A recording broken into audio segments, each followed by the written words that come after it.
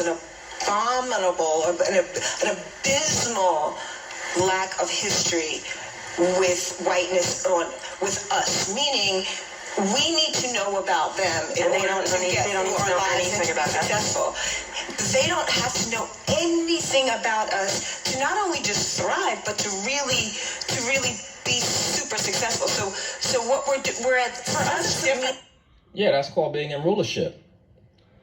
When you're in rulership, you don't study your slaves' history. You make them study your history. That's called having a ruling class mentality. That's what that is. It's not the so-called white man's job to make sure that his children are taught about so-called black history. Matter of fact, it's his job to erase as much black history as possible, which is what he's done. Or hide it. That's his job.